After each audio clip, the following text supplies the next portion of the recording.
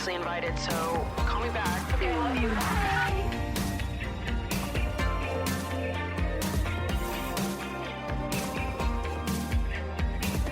Hello, everyone, and welcome back to another episode of Emotionally Online.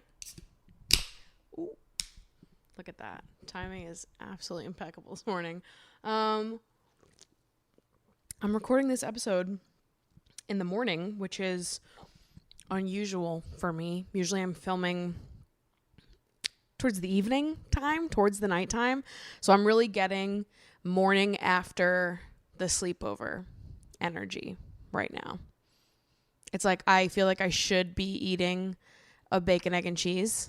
That was my family's like weekend breakfast of choice. My dad on Sunday mornings usually would make everyone bacon, egg, and cheeses. So if my friends slept over, they'd get some too.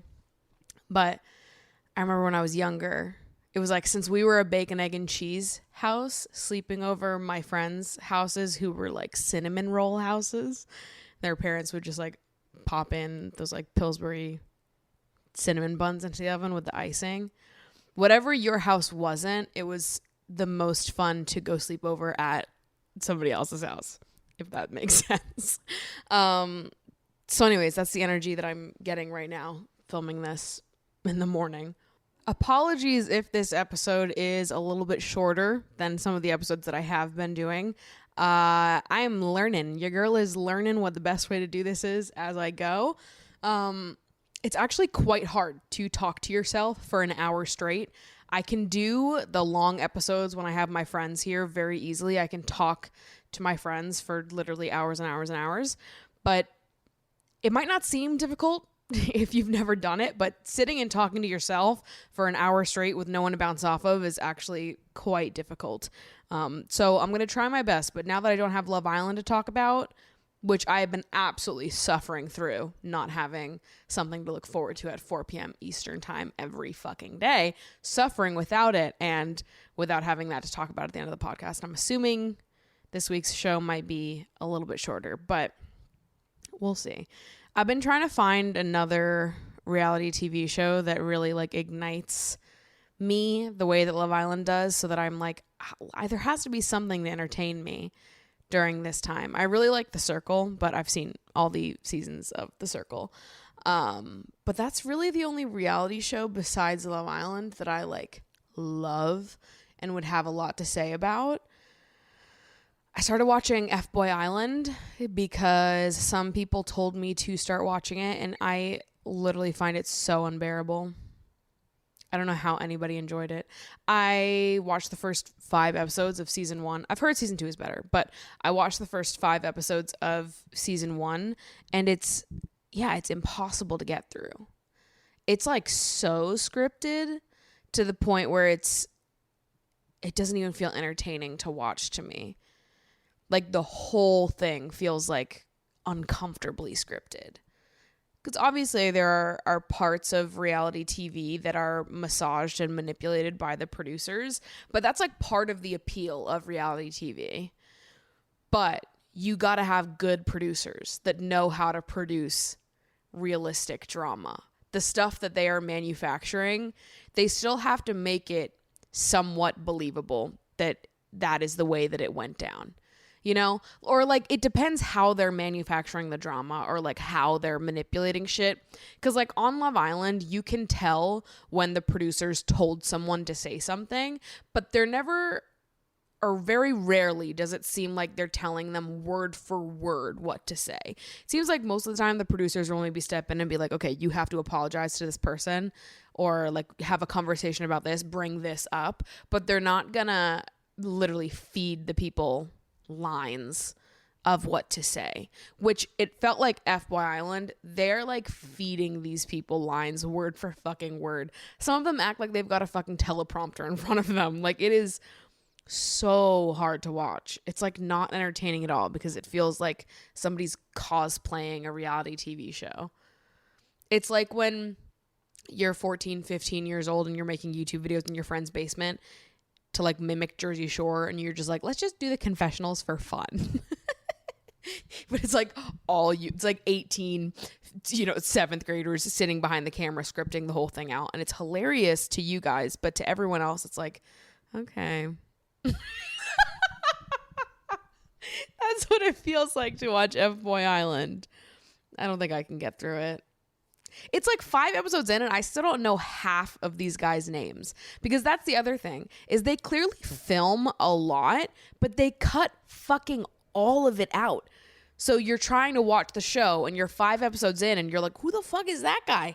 Have I seen that man before? When did he get here? What's his fucking name? Like they cut so much out that it's also hard to connect to literally any of the characters on that fucking show. So anyways, I think it's ass, but I've heard that season 2 is better, so I might try to give that a shot. But I think that my heart is with Love Island at this point. I tried watching Love Island US, can't do it. Can't fucking do that either, because the problem with that one is different. And the problem I have with that does sort of connect to a lot of the reasons why I'm usually not into reality TV dating shows as a whole. I don't like The Bachelor, Bachelorette. I hated Love is Blind. Too Hot to Handle was fucking annoying. I usually don't like dating shows, but I love Love Island. But I didn't want to watch Love Island US because, one, I've heard that the US version is just not as good. And I'm a big fan of the Brits. So I was like, period. I'll believe them. The Brits are telling me that the US sucks, and I believe it. It sounds right. So I was like, let me just stick to Love Island UK because it's so much fucking funnier. But the other thing is I watched the first episode of Love Island US just to give it a shot. I had nothing better to do. And as I'm watching it, I'm like, oh my God, this isn't even fun to watch because I'm like too close to this reality. Like, I know those people. I don't actually, but like I know their types, like the type of people that they're casting on US dating shows. I'm like, God, I know them. They could be my next door fucking neighbors for all I care. But there's something about watching Love Island UK that I'm like, we function off a different enough set of norms or expectations or just like life in general. There's like different types of people that I feel like I can watch Love Island UK and be like, oh, those are totally different people. Like, I've never met these people before. They're also walking red flags in the same way that people on Love Island US would be, but in a different way, in a way that's a little bit different to me. It's unknown. It's just more entertaining. So I feel like I like Love Island UK better because it's like I can enjoy the fact that they're walking red flags and be like, this is fucking hilarious. But watching Love Island US is almost like I can't even enjoy that they're walking red flags because I'm like, I think I went to high school with you. I think I know your type. Like, it almost just makes me stressed out to watch US dating shows because I'm like, that's the same dating pool that I'm in, right? Those are fellow single people. Like, this is what we're working with. That terrifies me. Versus the dating pool in the UK, I'm like, I'll never know you. That's a completely different dating pool, babes. I don't have to worry about that. So it's like I can just watch it and enjoy my life. But God, I need another reality TV show to watch. So it would have been so good if Love Island US like did it for me, because I do think the Love Island format is just fucking perfect. But I feel like maybe what I've learned here is that I enjoy reality TV in general. I love Catfish. I love The Circle. I love Jersey Shore, forever and always. But when it comes to reality TV dating shows, it needs to not be a US dating show. I can watch dating shows from other countries. I cannot watch it if it's people within the US dating pool. I can't fucking do it. It's too much for me. So anyways, today I wanted to tell you guys a little story. Have a little story time moment. And tell you guys the story of my first kiss. I've definitely told this story before a very long time ago on a YouTube video that's for sure deleted at this point. But if you've been around for a long time, you might remember this story. It's kind of hard to forget. Yeah, my first kiss story is not a cute story. It's not a fun story. It's an uncomfortable story. It's one that I have reflected on a lot as an adult, and something that I can laugh at now and have a little bit of fun with, but yeah, it's not a good story. We're not going to be reminiscing on something super romantic and cute. We're going to be, it gets a little bit serious, I'll be honest. So if that's not your vibe today, then that's totally cool. I will catch you next week. But if you're down to hear my awful fucking first kiss story, strap in, baby, because here we fucking go. And then I figured after we cover my first kiss story, we can debrief and bring ourselves back down from what we're about to ignite here and talk about some meaningless internet drama that has been on my mind lately. So let's just get fucking into it, shall we? So I had my first kiss when I was 18 years old. I had just graduated high school. It was the summer between high school and college that I had my first kiss. At this point in time in my life, I was very insecure about the fact that I did not have my first kiss yet.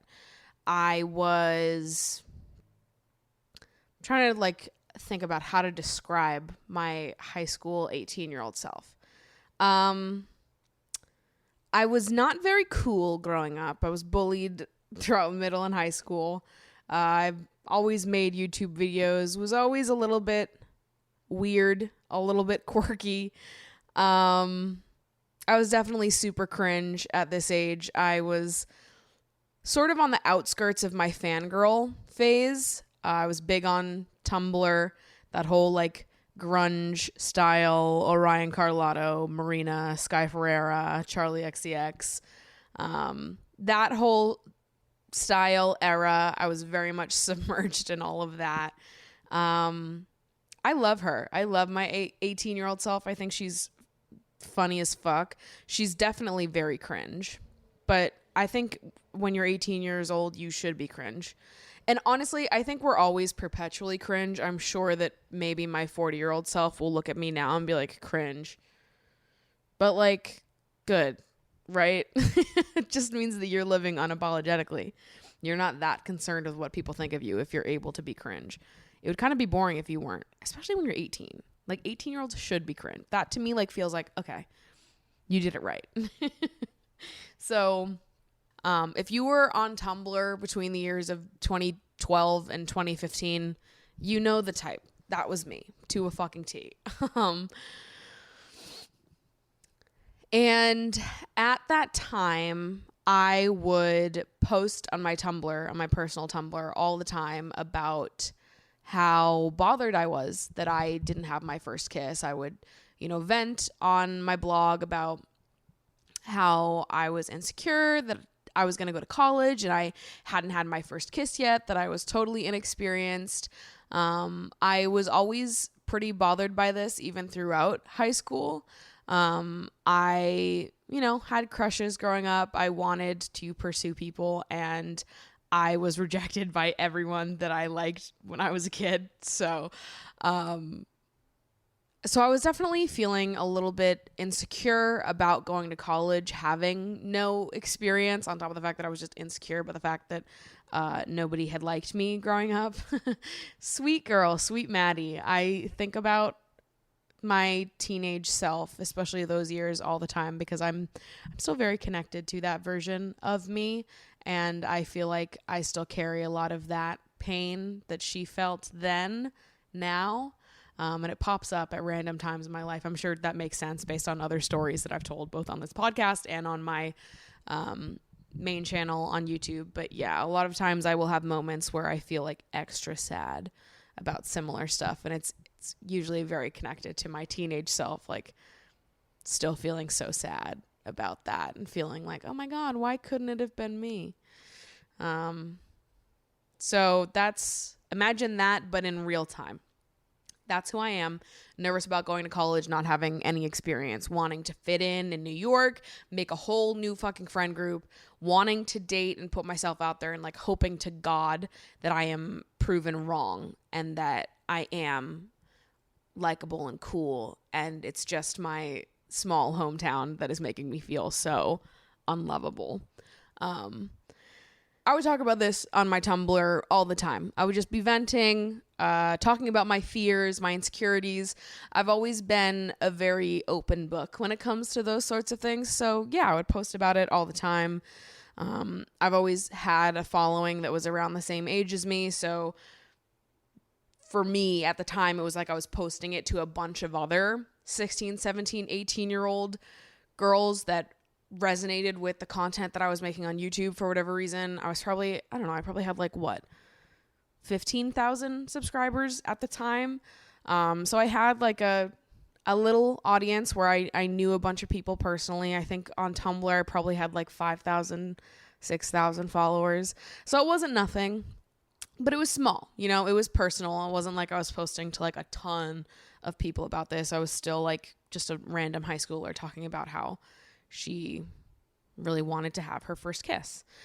And there was this guy who had been a subscriber of mine for a few years, and he would message me every now and again to compliment me, just like engage with my content online. And he always stood out to me because, to be honest, at the time, not a lot of men engaged with my content on the internet.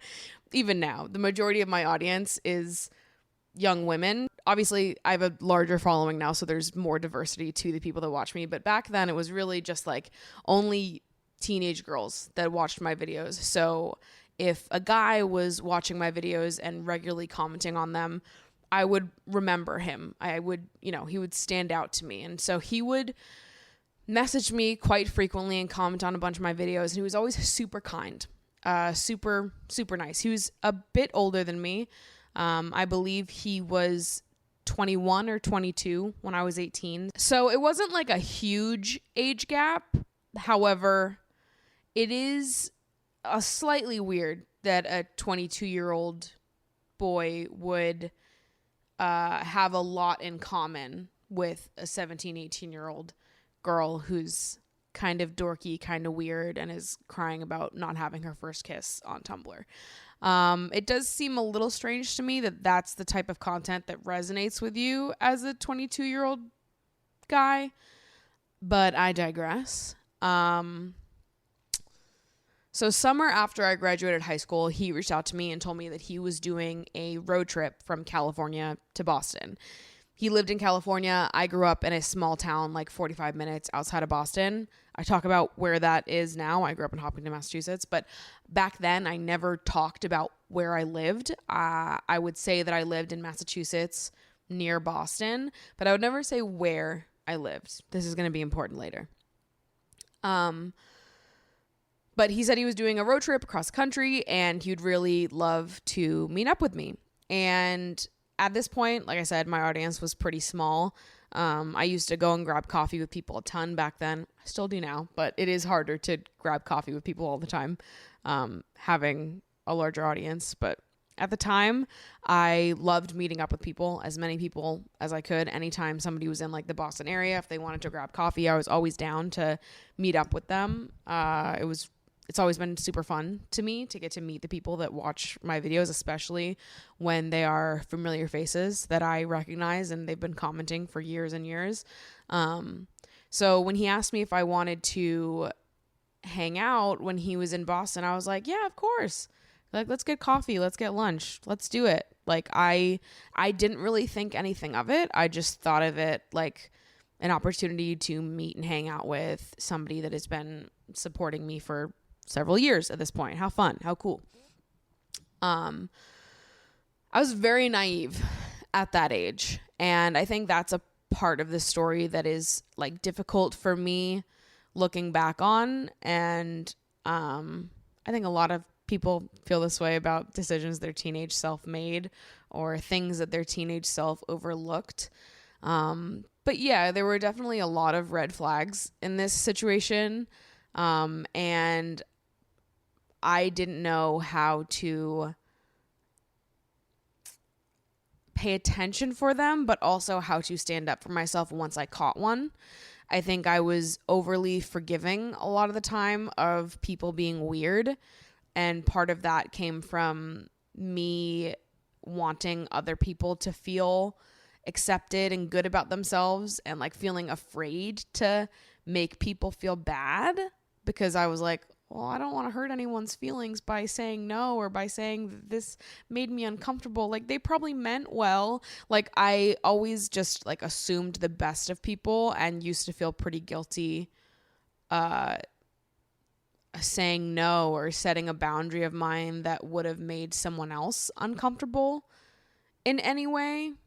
I think I definitely took on a lot of other people's emotions as my own at that time. I cared more about how other people felt than how I felt.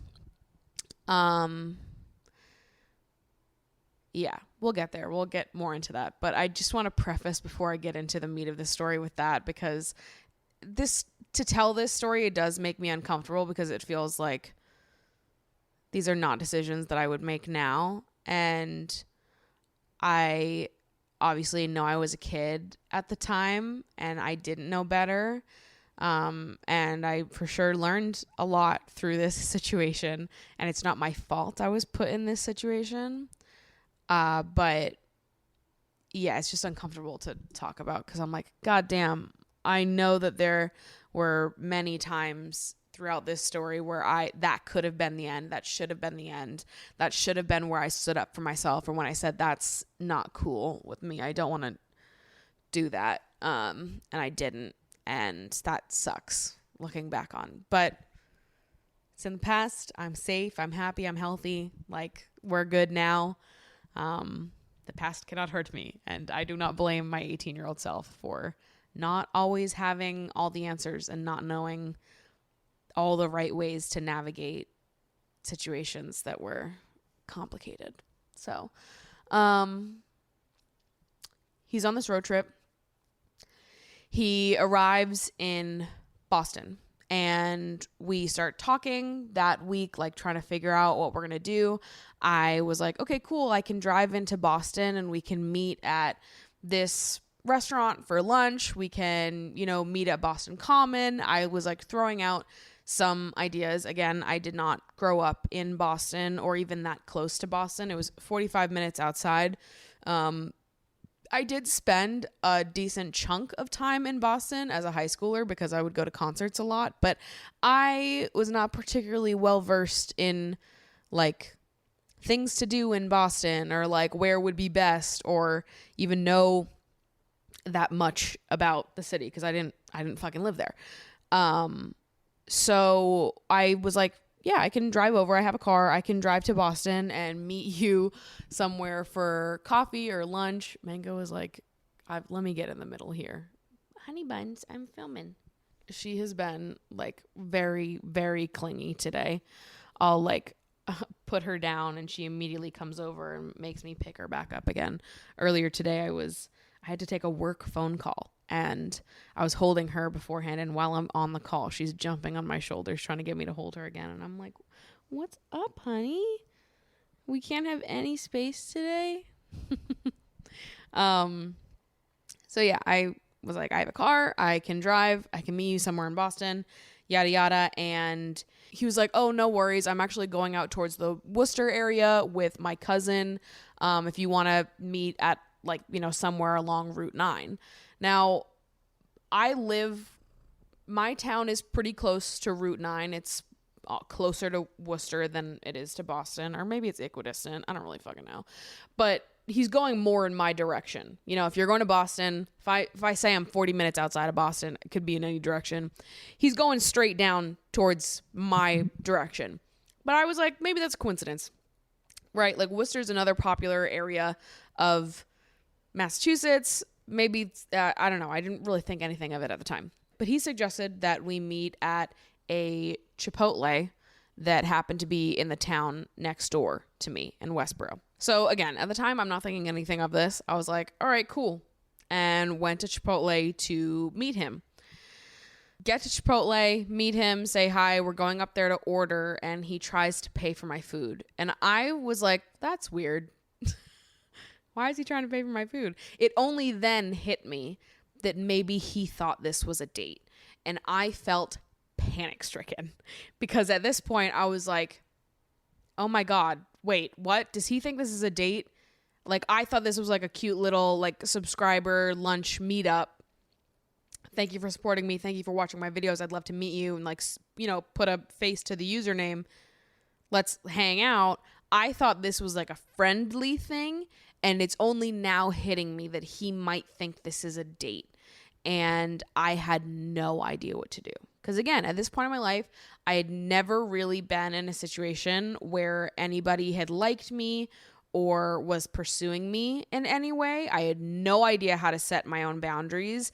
And at this point in my life, I was very insecure and almost felt like I had to say yes when things like this were offered to me, because it was like, well, you say that this is what you want. You said you wanted attention from guys. You said you wanted someone to take you on a date. Well, here it is. And I had a hard time processing not wanting this thing, even though it was what I said I wanted.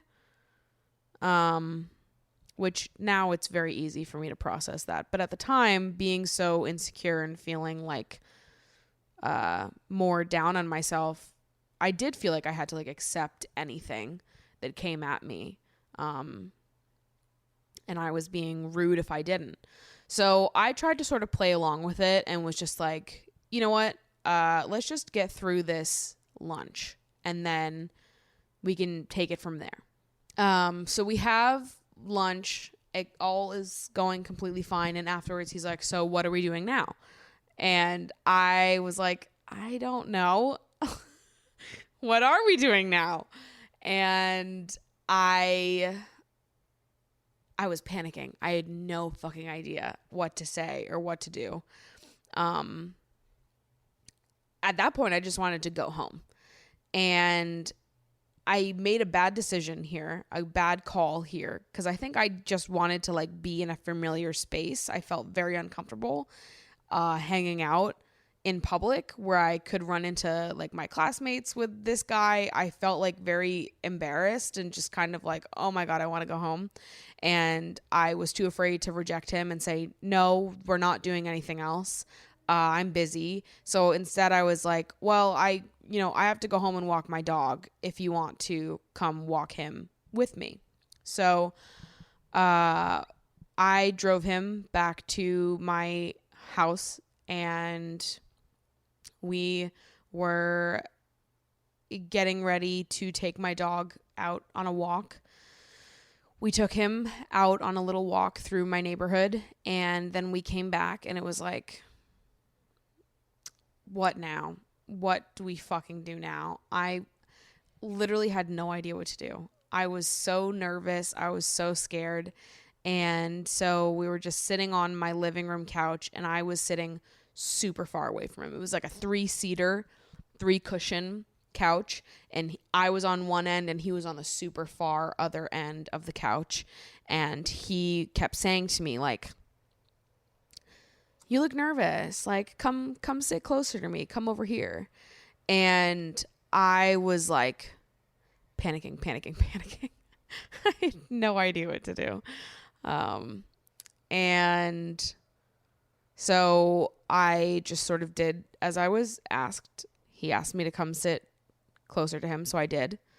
And he put his arm around me and goes into this spiel. And this is going to sound fucking fake, but it's real. It's as real as it gets, babe.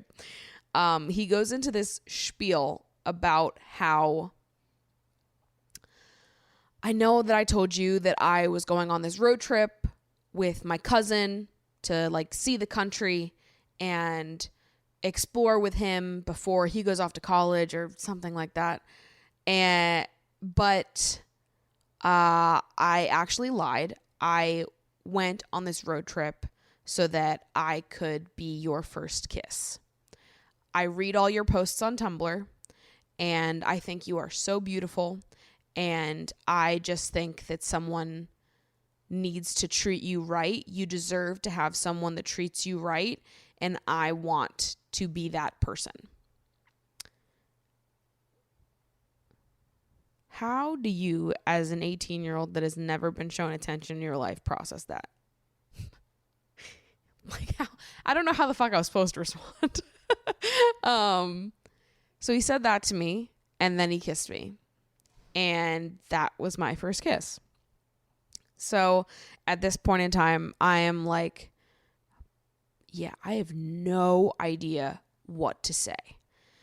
I felt uncomfortable, really uncomfortable, but I had no idea how to reckon with that feeling. I felt guilty for not being interested in him. I felt guilty for being uncomfortable. I felt like, you said you wanted a first kiss. You said you wanted someone who, you know, thought you were beautiful and was really into you and would want to be with you and whatever. You've been writing all this stuff on Tumblr. He's right. And now it's here and you're feeling off about it. You have like an uneasy feeling in your stomach. And I couldn't make sense of that. I thought that maybe I don't know, maybe I was just nervous. There'd been so much leading up to this, right? I've been dreaming about having my first kiss since I was 10 years old. Like maybe I just feel this way because it's so new and it's hard for me to feel like happy or excited about it because like I'm just shocked. But I felt really uncomfortable. And now looking back, I'm fucking horrified. Honestly, it took me about 6 months after this happened to have it all settle in. I think by about halfway through my freshman year of college, it made sense to me why I felt the way I felt and how like deeply fucked up this was. A 22-year-old that drives across the country to be like some type of savior for some random bitch on Tumblr. And like this whole situation was additionally uncomfortable because I knew nothing about him. Meanwhile, I've been posting YouTube videos for 5 years at this point. So he's been watching my videos for, let's call it 3 years at that point. He knows so much about me. He's been watching my videos. He's been reading my Tumblr posts. He feels like he can intimately understand what I need and what I want, and if he is able to give me that. All the while, I don't know a single fucking thing about him. That is a stranger to me. And he is treating me like this is something serious or something personal and intimate. And it was weird because I'm like, I don't know you. I get that you feel like you know me because I post a lot about myself online, but at the end of the day, I don't know you. Why would I want to have my first kiss with someone that I don't know? And why, as a 22-year-old, do you think to yourself that it's appropriate to go drive across the fucking country to declare your love for some random girl on the fucking internet? I was a kid, and I was a vulnerable kid, and you knew that. You read my Tumblr posts. You watched my videos. Like how it's like deeply fucked up. It makes me very uncomfortable to talk about. Like I said, like I don't know how to explain away why a 22-year-old would put a young 18-year-old in this situation. It gets worse though. So after the first kiss happened, I drove him back to the Chipotle because he said that his cousin was coming back with the car and they were going to pick him up. So I go to drop him off, and when I leave, he's like, I'll see you tomorrow. And I was like, okay. Again, have no idea how to say no. So I drop him off, I drive away, and I still have this like icky, uncomfortable feeling in my chest. But on the other hand, I just had my first kiss. That's the thing I've been wanting and talking about for all these years, for all this time. So I'm texting my friends about it, and they're also excited for me. So it sort of calms me down a little bit hearing my friends. I'll be like, you had your first kiss. That's so great. Like, obviously at the time, none of us are thinking critically about how fucking weird this is. We're just like psyched that I had my first kiss and that this guy is interested in me. Like, we're not reflecting on why I feel the way that I feel. It's like I couldn't even begin to comprehend the way that I was feeling. So obviously my friends couldn't either. I remember going to the movies with my friends that night. We saw that fucking Amy Schumer movie. I think it was called Trainwreck. We saw that in theaters. And I remember sitting there watching the movie feeling like so distracted and not able to even really watch the movie because I just felt like a pit in my stomach. And so the next day comes and I was like, let me just get ready and then we can figure something out. At this point, I think he's staying at a hotel in Boston. And yesterday his cousin was going to Worcester, was going to drop him off along the way. We ended up being close to my hometown, whatever. In my head, he is staying at a hotel in Boston. So I get ready and I text him again to see where I should meet him, where I should go. I'm assuming that I'm going to have to go pick him up or something like that.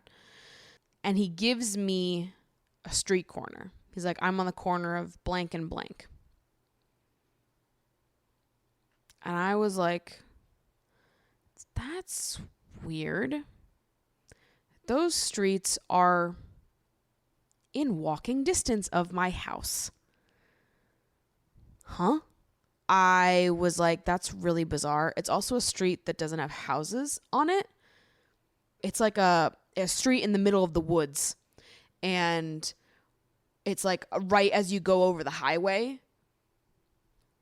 So there's not houses over there. You know what I mean? It's just a straightaway where there's woods. Then there's the part of the road that goes over the highway. And then there's a bunch of cul-de-sacs. But that corner that he was on is not near any houses directly. It was a really weird place to be. I had no idea why he was there. But again, I'm not asking any questions at this point in time. Another red flag. Another point in time where I should have said, no. Yeah, which is why this story is like so hard to tell and even like recount. So I go and pick him up at that street corner and we go to a park nearby and we just sit in the park and talk. I was like, this is fine. I can do this. I can hang out in a public park. I can get through today. Tomorrow this won't matter. So we sit in the park and we talk and then we're like, okay, let's go get some food. So we go to our local Uno's, the most delicious food location of all time. We go to the Uno's and he sits on the same side of the booth as me, which fuels why I hate that to this day. Sits on the same side of the booth as me, cringing me the fuck out. And we order our food. Again, we're sitting there talking, and he again starts to go on another one of his spiels about how I am so special and cool and he doesn't know anyone like me, and he asks me to be his girlfriend. Now, thank God, my ability to say no kicked in because I was like, no shot. I was like, yeah, no. I was like, I'm flattered, but I'm going to college. I brushed it off. I blamed it on the fact that I was going to college. I was like, I'm about to go to college. Like, I'm not really looking for a relationship right now because my life's very much in limbo. I didn't want to reject him for any reason that could have been because of him. So the fact that I was about to go to college gave me a nice out. That gave me a way to say no that at the time I felt comfortable with. What I wish I could say is, why the fuck would you ask me a question like that? I don't know you. I don't fucking know you. I met you yesterday for the first time. You feel like you know me because you watch me on the internet. You've been creepy as fuck. You coincidentally ended up at the Chipotle closest to my house, and then you coincidentally ended up a 5-minute walk away from my house on some random fucking street corner where there's no houses nearby. You said you were going to Boston. I don't fucking know you. It's not public what town that I live in. What's happening? What dimension do I live in where any of this is appropriate? You are a fucking weirdo. You are a big fucking weirdo. I was like, oh my God. Yeah, it was just horrible. And so I said no, and he started crying in the middle of the Unos. I swear to fuck, I know this story sounds fake. I know that every part of this story is like, there's no way. There's no way. There shouldn't have been a way, okay? This, in no reality should this have happened. He starts crying in the Unos. And I'm sitting there comforting him through the fact that I just rejected him. Girl that does not know who he is. I have no idea who you are, sir. Has just rejected him. Absolutely insane person behavior. And so we finished our food and we hung out for the rest of the evening. I think we went back to the park. I don't really remember, but at the end of the day, I drove him back to his hotel. And this is when I learned that he was not staying in Boston. He was staying at a hotel in the town right next to me. It is the closest hotel to my parents' house. And again, where I live is not public. At that time in my life, I would have just said that I lived in Massachusetts on the internet. No one knew that I lived in Hopkinton. So he had to have done some extensive research to figure out where I grew up. I'm assuming he probably found some of my relatives on Facebook and then, did the math on where I lived based on that, if I had to make a guess. So that added to how awful all of this was and how absurdly creepy it was. I dropped him off at the hotel, went home, and only then could I start to unpack how icky I felt. After he left Massachusetts that next day, he drove to New York, and he was sending me photos while he was here because he knew that I was going to college here, and I wasn't responding to him. And then the next day, he sent me another long message declaring his love for me, and I was like, hi, I'm not interested. And I never spoke to him again. So it was like immediately after it was all done, I knew that I was like, I am scared of you. I feel deeply uncomfortable with what happened, how I was treated, the situation I was in, how I acted. There was still a part of me that felt guilty and it felt like, why don't you want this? You should want this. But there was also a part of me that was like, how did he know where you lived?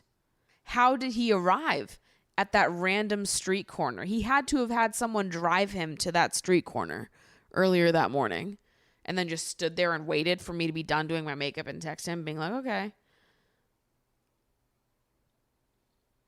To go through all of this effort to shoot your shot with an 18-year-old girl who's deeply insecure on the internet, you're like 17 different shades of fucked up. What the hell? Like, I don't even like thinking about this. He like so aggressively ruined my first kiss for me. He made it something very uncomfortable for me to look back on. He made it a story that when I tell people, they're like, there's no way. There's no shot. I would have given just about anything to have a boring, stupid first kiss story. To have a kiss where it's just like someone that I had a crush on in the high school parking lot, at prom when we're dancing. Like I would have literally given anything. To this day, I would have given anything to have a boring, fucking totally normal, mediocre first kiss. But instead I got this fucking horror story of a first kiss. It's awful. It's uncomfortable. And the fact that he was 22 years old and had to put on this, let me go save this random bitch on the internet who's sad. Shut the fuck up. Like, that's crazy. That's fucking so crazy. It's not giving what you think it's giving. To be like, let me, a stranger, swoop in and save this young girl who's crying about not having her first kiss on the internet. Like, as an 18-year-old girl, like sharing my feelings to other 18-year-old girls on the internet, the absolute last thing that I'm looking for is some fucking random 22-year-old man to save me. I wasn't a fucking victim. I was 18 years old complaining about normal 18-year-old things. You know what I mean? I was 18 years old with a Tumblr blog being like, I wish I had my first kiss. That is a fucking normal thing to be doing at 18 years old. I didn't need to be saved. I didn't need to be bothered. You are a creepy adult man who took advantage of the fact that I was young, insecure, and vulnerable. That is fucked up. Looking back on all of it now, I do really wish that I had more experience saying no at that point in my life. I wish that I had been taught how to say no. I wish that it was more a part of how I was socialized at that point in my life to be able to understand my own boundaries. I feel like that was just not a conversation at the time. I think now in media, talking about boundaries is like everyone's talking about it. When I was in high school, that was not a thing. Do you remember what we used to talk about on the internet? The discourse on the internet in the year 2015? Like, yeah, I wish that I had the vocabulary to stand up for myself at that time. I wish that I could have better understood my emotions so that I could have stood up for myself. I think I was just totally ill prepared to deal with that kind of situation at 18 years old. To be dealing with for so many different reasons, to both deal with the fact that it's like having to reject a guy who wants you that you're not interested in, while also trying to balance the fact that this is a subscriber of mine, this is a supporter that I don't want to alienate, or I don't want to make him feel badly because I'm so grateful for his support, and so feeling like I needed to be like grateful and kind and just not stand up for myself whatsoever. Yeah, I definitely, it's hard. It's a really fucking difficult situation to put an 18-year-old in. And I just wish that I was better equipped to handle that at the time. I don't think it's possible for an 18-year-old to handle that great, but yeah, I wish that I had a little bit more help there, I guess. Obviously, I'm not glad that happened in any way, shape, or form. The same way I'm not glad that any of my other poor dating experiences happened. But I'm glad that I grew from them in the way that I did. I think for a while it was hard for me too. If you followed my YouTube channel back in like my early college days, I definitely used to laugh about this story and a lot of my other bad dating stories. Like, they were funny to me. At the time, story times were big on YouTube, and I definitely would capitalize off of my bad dating experiences because laughing about them and being able to talk about them on the internet and turn them into content made me feel better about them in a way. It made me feel like it wasn't that bad because here I am laughing and other people are laughing, and we can have there's a good story that comes out of this, you know, like it's all for the comedy. It's for the plot, as people say. I hate that. Sorry. I know that some people like that. I hate it. And I think that I really leaned into like laughing about the things that happened to me at that point in time. And it was hard for me to even like begin to unpack and really digest what had happened to me and how wrong it was and how I was failed in those situations until I got older and I like felt comfortable not joking about it anymore. It was like it made me so uncomfortable that I had to joke about it. I couldn't talk seriously about those things yet. And yeah, I feel generally uncomfortable about my existence on the internet through those years because I was talking about really sad things, like telling really sad stories about ways that I was violated as a teenager. And I had no way of talking about them in a way that was meaningful. So I would just sit there and laugh about them. And that's sad. I feel really bad for that version of myself. I think going through that section of my life has just made it's really, I hate to say it, it's shaped me a lot and who I am now. That's, one of the reasons that I'm so firm on my boundaries. It's one of the reasons that I make content about sex and dating, and that I care so much about young people being able to stand up for themselves and say no and ask for help. The reason why I'm so candid online, the reason why I feel comfortable or feel like called to share a lot of personal stuff on the internet is because I'm like, God, if only I had the language to describe how I was feeling. God, if only I knew how wrong it was. God, if only I could have known what my boundaries were and could have known how wrong that was. Like maybe I could have stood up for myself, and maybe I could have skipped over those years of my life where I was sitting making jokes about the worst things that have happened to me because I couldn't even begin to process how bad they were.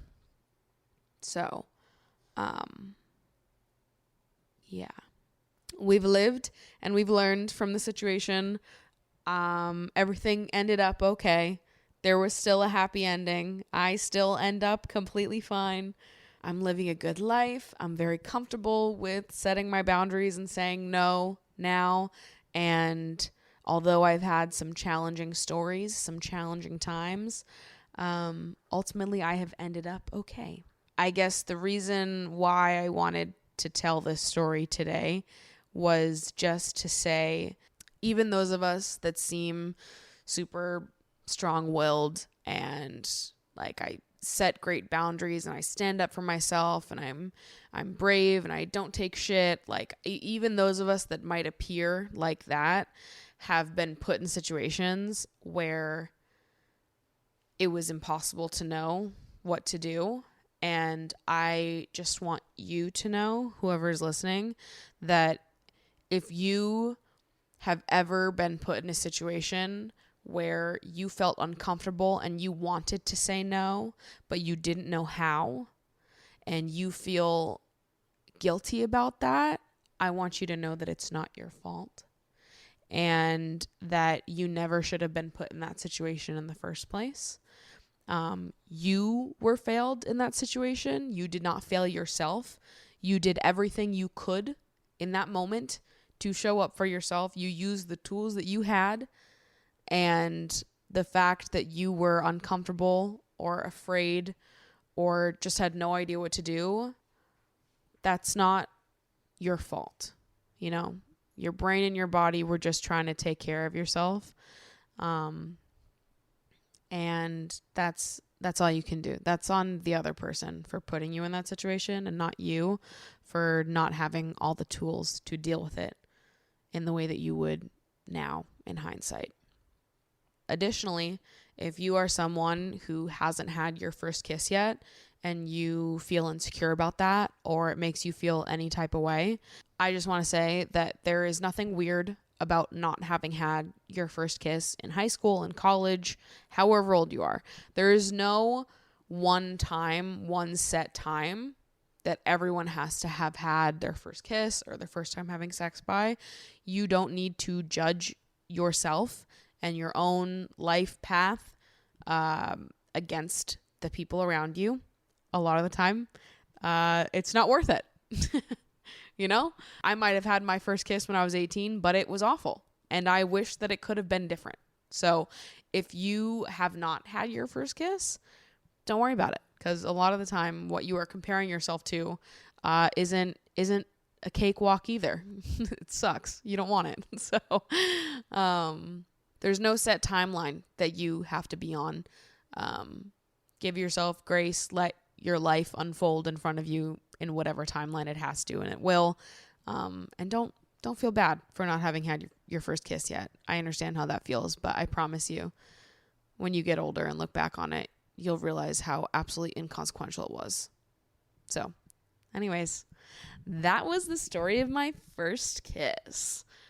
On a lighter note, I feel like Hinge is listening to me.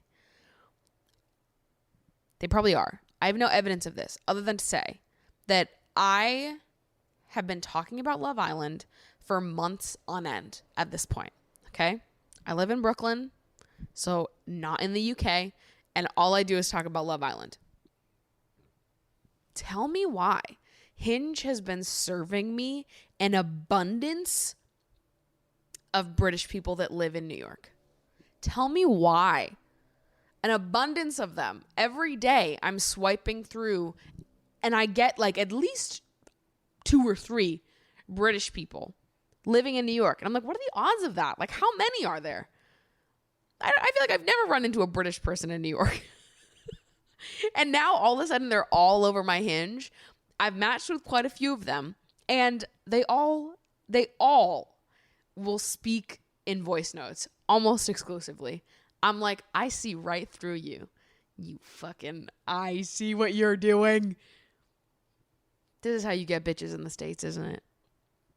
All you have to do is be British and like send voice notes. You're trying to hook me with your voice. I was saying this to my friend Jordan yesterday. I was like, I feel like maybe if someone's British, the accent alone will like stun lock me enough that I might ignore the first 2 or 3 red flags just because they have a British accent and I'm like finding my footing. It's such a good accent. I sincerely wish I was good at it. I try really hard to be good at it. Stop. No, I can do better. Don't judge me for that. I am better. You've heard it. I can't really do the accent that well. I try my best, but you know, I'm just one girl. I'm just one girl at the end of the day, and you can't fault me for not having a great British accent because I've never actually been to the United Kingdom. So it's not my fault, really. I'm just basing this all off of what I've seen on the telly and on the internet.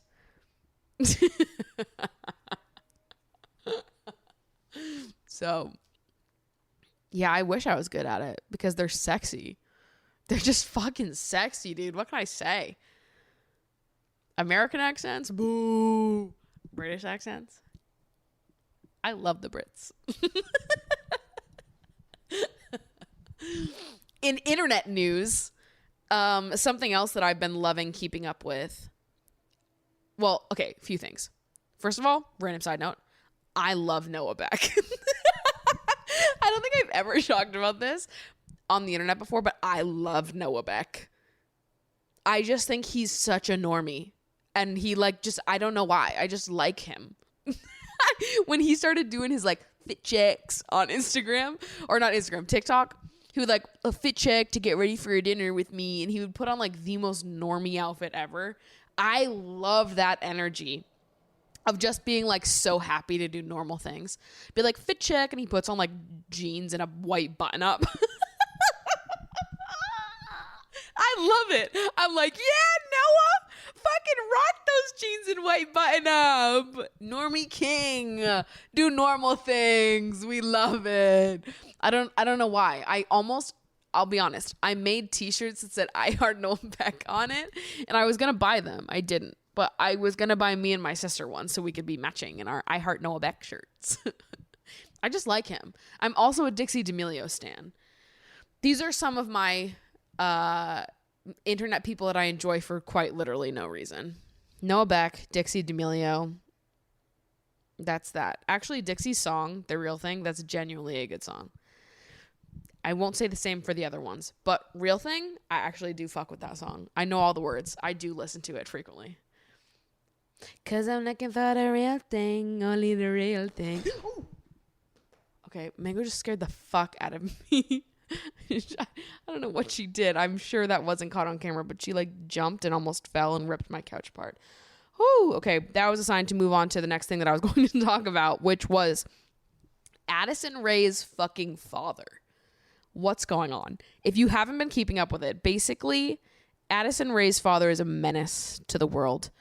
I find it fascinating, this whole situation. Basically, he was caught texting 19-year-olds, and I guess he's been known to hit on young 19, 20-year-old LA girls at clubs and shit. He's been a known weirdo for a bit of time now, but it only recently came like to light, I guess. And he was caught texting and like hitting on a 19, 20-year-old. There were TikToks made about it. And then Addison Rae's mom changed her like Instagram TikTok bio to single mom. Because it's Addison Rae, her parents. Addison's the oldest of 3 kids, I think. It's her, and then she has 2 younger brothers. And then her parents were married and in a ton of her content. Especially her mom, but like her family has always been like involved in her content. They had like a little Snapchat show together. She's posted with them a bunch, like when she released merch and stuff. They were in the shoots. Again, useless knowledge that I just like have in my brain. I don't even follow Addison Rae, and I know this. But yeah, her dad's a fucking weirdo. Gets caught cheating on her mom, hitting on all these like 19, 20-year-old girls. Her mom, who is also very strange on the internet, I'll say, in a different way, changes her bio to say single mom. And then Yung Gravy and Addison Rae's mom have like some weird back and forth, very uncomfortable on TikTok. And then Addison Rae's dad is like, when Yung Gravy won't accept your boxing match. And he's like hulking out on TikTok. He's a grown man acting like this. It is undoubtedly one of the most cringe things that I've ever observed on the internet. I don't even have like a full reaction to it other than to just say, guys, what's going on here? Have you guys seen that too? Because what's happening?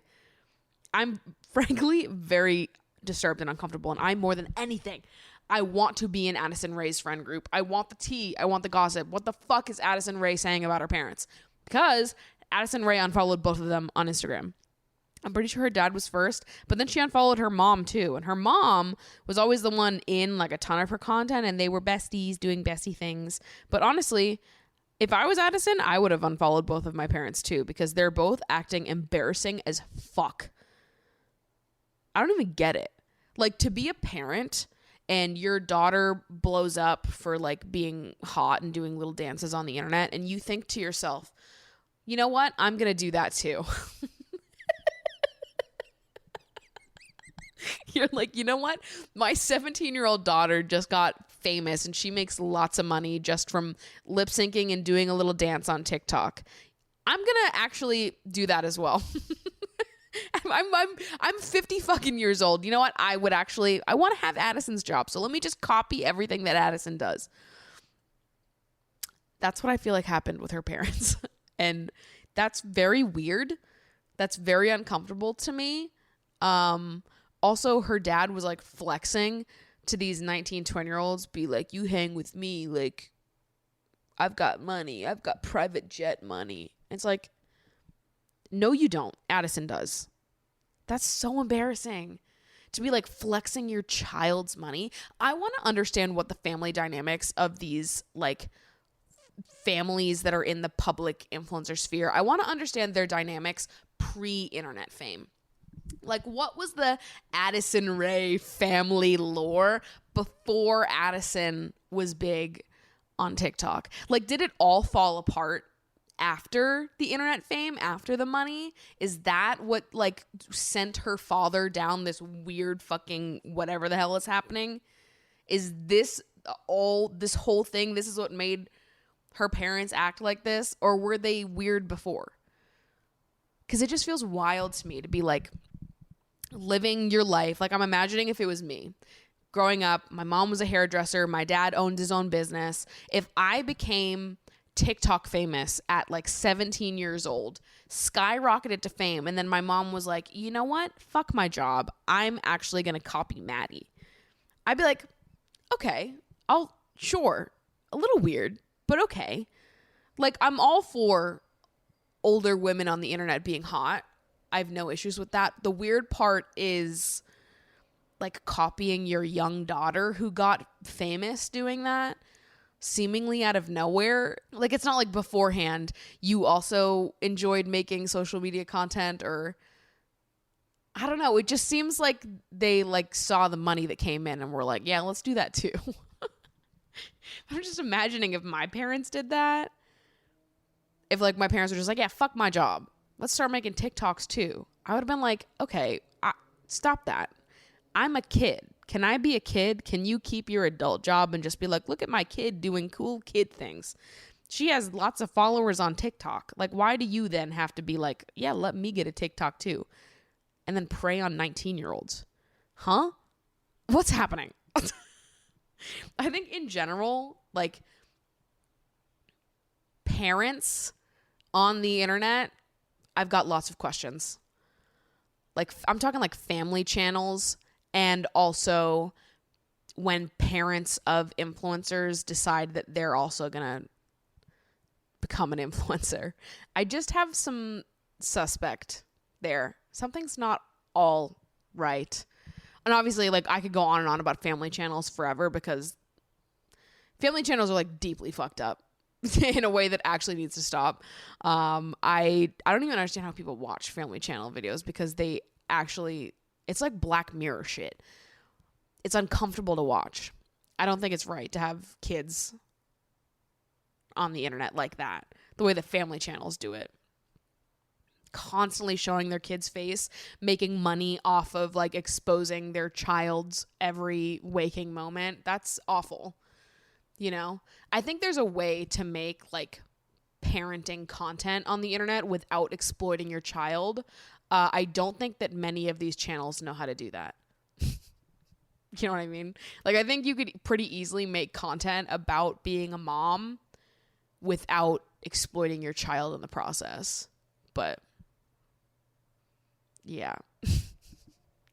I don't know. Parents on the internet, there's something to be dived into there. I feel bad for Addison, though, because her parents are acting crazy on the internet. And I feel worse for her two younger brothers who have just had their entire lives like completely uprooted and changed by their sister's incredible fame. And they've now lost their parents to some type of fame monster as well. Ooh, fame monster. But I feel bad for her younger brothers because it feels like that can't be good for a child to go through. To have your sister skyrocket to just like a pretty insane level of fame in the span of a year because of the internet. And then to like not have your parents to like rely on and make sure you're good because they're acting like fools on the internet as well. That's really sad. And her brothers are young too. So that sucks. But yeah, especially her dad. He's a train wreck that I just can't stop watching and keeping up with. Every time I hear something new about Addison Rae's father, I'm like, can we shut his account down? What's happening? So I guess that's it for today's episode. I've been recording for quite a while, so I think this episode probably is going to be a decent length. Good for me. Thank you guys so much for listening and supporting the show. It really means a lot to me. Again, you can follow the podcast over at Emotionally Online Pod on Instagram, or you can follow me in my personal account at Maddie Drospec. Thank you guys so much for listening. I love you so much, and I will see you next week. Bye.